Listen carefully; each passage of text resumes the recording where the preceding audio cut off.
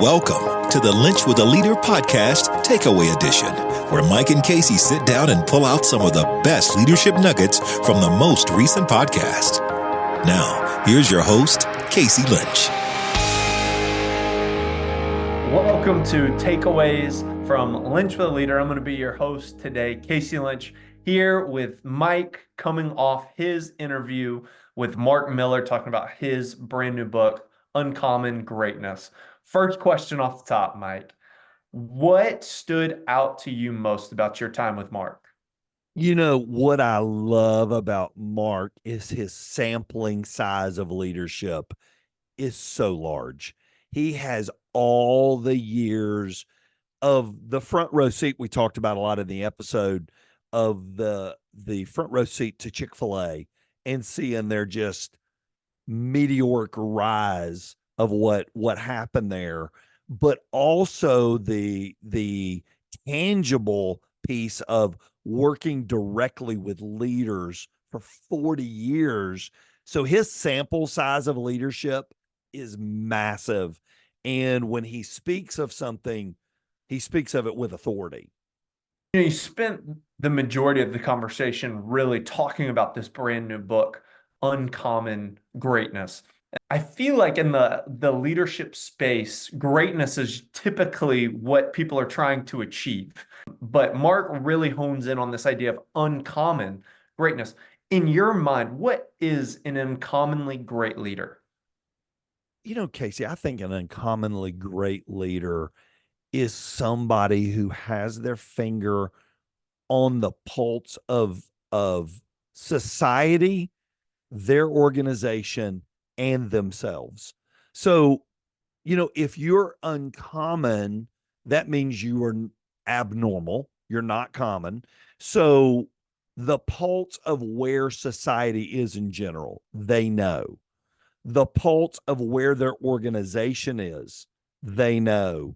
And then the pulse of where they are. They're incredibly self-aware of what they're good at and what they're not good at. You and I have had long conversations about people that aren't self-aware and they can't see their flaws. They can't see their shortcomings.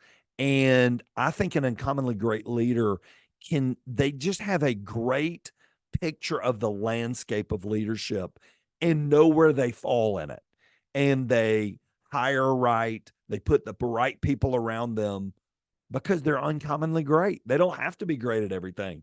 They just know what they're not good at, but they're great at it because they put good people around them to do it. Do you feel like that self-awareness component is the biggest differentiator between a great leader and an uncommonly great leader? 100%. In fact, William Vanderbloom, and I remember in his episode, I asked him, out of your 12 things of a unicorn that he talked about in his book, out of those 12 things, what's the one thing you want your children to get? And he said self-awareness. Because if they can get self-awareness, you can accomplish a lot of things. And it is hard to do, but it's not hard to do, right? It's hard to do because it's easy to insulate yourself. It's easy to believe something about yourself that may or may not be true. But it's not hard to do because if you just take out the mirror and you look at it, you go, I'm not going to be great at everything. It's okay not to be great at everything, as long as I know what those things are and I staff accordingly around me. So self-awareness to me might be the most important attribute of everything that applies to leadership in general.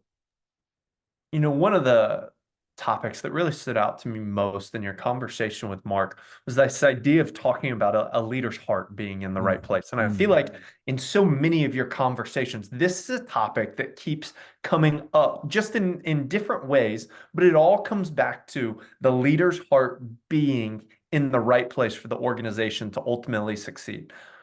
What would you say to a leader that is listening right now about the importance of getting their heart to the right place? Well, I think that's the faith component. And I think, you know, this podcast is about more than just leadership. It's about spiritual leadership. And I believe your faith helps keep your heart in the right place. It keeps you grounded in the sense, Casey, that you understand you were put there for a reason bigger than you, and the organization is not put there to serve you. You are put there to serve the organization. And I think when you remind yourself of that, it keeps you centered, and it keeps you grounded, and it keeps your heart in the right place. If you think the organization's there to serve you, there is no way to handle your heart, because it becomes selfish and self-absorbed, and it's what's in it for me and what do I get out of it, not what do I give to it. And the people we get to interview on this podcast are people that stand out. Why do they stand out? Because many of them are uncommonly great. And one of the things that makes them great is they've probably given more to their organization than they've ever asked from it. And so I think that is a major key to it. So let's run with this quote that Mark made during your conversation. Success is a lousy teacher. And I feel like for most great leaders, when they look at their resume, they're circling the success and wanting to just stick to what they've already done well. So let's talk about it from an uncommonly great leader standpoint. Why success a lousy teacher? Because you don't learn anything from success. You sometimes things just hit right. The timing was right. All right. So, which is a great thing.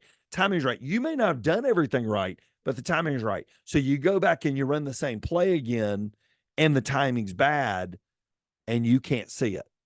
You can't feel it.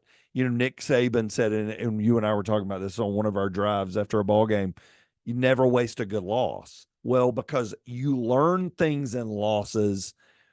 You lose the game. So we're in the heat of baseball season right now, Casey. We lose a game 2-0, and we go back through the 10 things we could have done better to win that game. Well, the night before we won a game 1-0. Same game, two different teams, but we don't really go back and look at the 1-0 win and say, what did we learn from that? No, we got the win. We don't learn anything from it.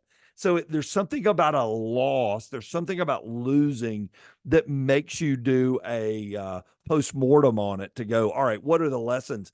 But after you get a win, you don't go back and go, look at this point where we did this well and did this well. So success is a lousy teacher, and it numbs you, and it keeps you from learning about yourself. It keeps you from learning about the process of leadership. And sometimes it takes a good run into a wall, right? For you to go back and go, golly, man, I need to get some things in order.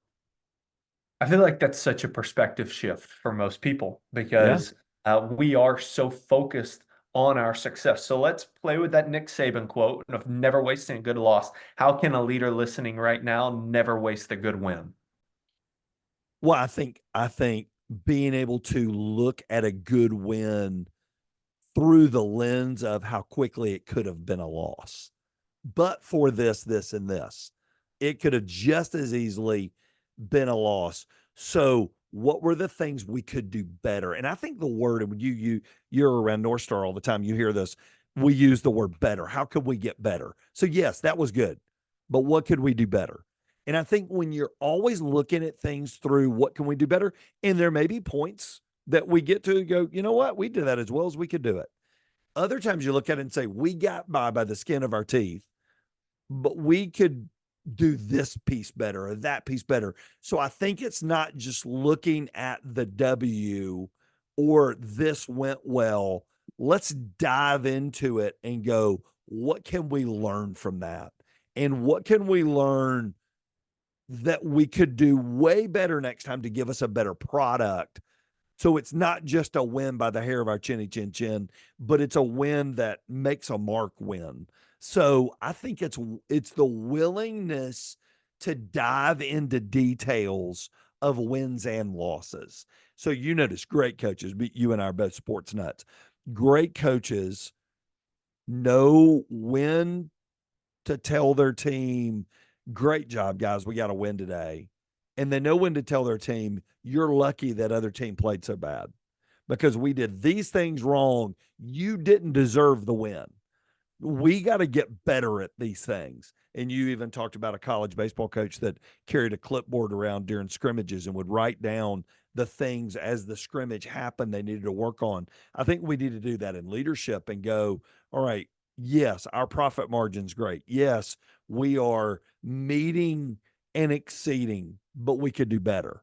And maybe the better isn't a financial number. Maybe the better is how we handle the people. We're killing our people that work for us trying to turn out the product. So the win isn't just a bottom line. The win is across the board. And I think our human tendency is to go, we got the win. The event turned out great.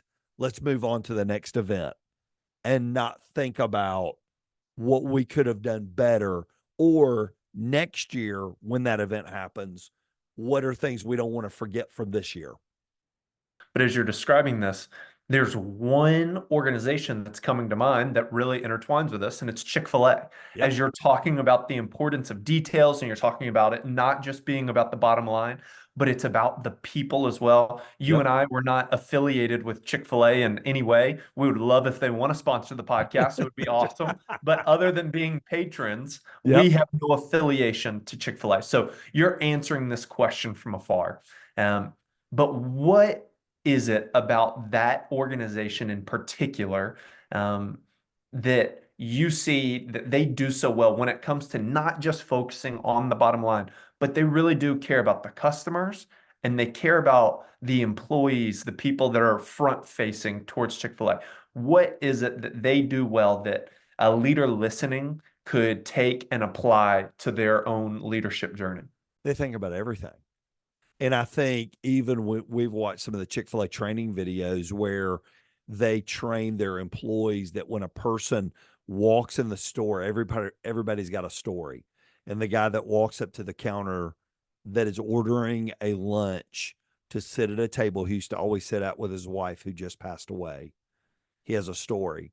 And the lady who came in who's just going through a divorce, and the student that came in that just found out he got into college. Everybody's got a story. Never forget when somebody stands at your counter and when you interact with them, they are living out a story. They get that. They get it.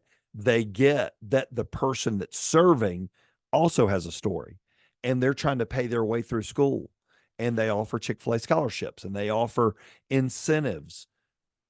They think about the total piece, not just the financial number. Where does all that come from? They believe that they are there for a bigger reason than selling chicken sandwiches and profit margin. They believe that they're there to help change lives. So at the end of the day, it's not about the chicken sandwich, and it's not about how great the cup was or how many nuggets they put in the box. What they're there for is a transformative life experience that's bigger than the money that got exchanged. And I think that's what separates them. I think they live for a bigger principle because everybody tries to figure out the secret sauce of Chick-fil-A. And what they can't figure out is the spiritual component that was ingrained in the organization when Mr. Cathy founded it, that we're about more than chicken.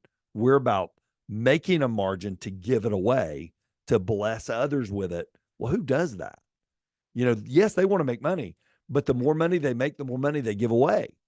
And they're still, and even Mark talked about it, they're still setting up an operator model that they started with in the beginning, where they're not asking for Casey Lynch, the new operator, to bring in $300,000. You still bring in your experience and a little bit of cash. They provide all the cash. You provide the leadership and to work within their mind. I mean, it's unbelievable, but it's about more than chicken. It's about something bigger. And I think for all of us, we are a part of something bigger, whether it's a tool company or Home Depot or Delta or a local small nonprofit. We all are serving something bigger. And when we can figure out what that bigger it is, we can become uncommon in how we lead. If you listened to last week, which I hope you did, with Mark Miller, and you're listening to this now, just know this is only the tip of the iceberg when it comes to this idea of uncommon greatness. You need to go and you need to purchase Mark's book to really dive into these principles, because he does such a great job of explaining this and how you can apply it to your leadership. So the link to that's in our show notes. Be sure to go on, purchase that book. Well, Mike, why don't you tell us about your next guest that you've got coming up this coming Monday? Yeah, we've got a repeat guest. We've got Dr. Karen Gordon back. Dr. Gordon probably is one of our best episodes we ever released on her book, The Three Chairs. She is, if you're not familiar with it, if you didn't hear the prior episode, go and watch her YouTube TED Talk. It's one of the most viewed TED Talks ever on her Three Chairs of Leadership. And we dive in on how a leader communicates. And it is a masterclass. Dr. Gordon is a licensed therapist. She is a phenomenal leadership coach. In fact, a mutual friend of ours, after our last episode, hired her for his massive company to come in and work with all their executive level leaders, because she just gets it. And all we talk about in this episode is the art of communicating between people. And it is so, I walked away and learned a ton. And I think you're going to learn a ton too. Dr. Gordon's just right on the money. Whether you get to hear that interview the first go round, or this is going to be your first time hearing Dr. Karen Gordon, we don't want you to miss it. So be sure to subscribe and rate this podcast wherever you listen. Every response and review is so helpful to us and so helpful to leaders out there wondering how they can take the next step in their leadership. You doing that helps them to find us and take that step. So please be sure to go on and do that. We can't wait to see you next time, and can't wait for you to hear Mike's time with Dr. Karen Gordon. We hope you have a great rest of your week, and we'll see you next time. Thank you so much for joining us today and adding to your leadership toolbox. We will see you Monday when Mike sits down with another amazing leader who is making a mark in the space and place that God has put them. For more information about Linch with a Leader, please visit the website www.mikelinch.com.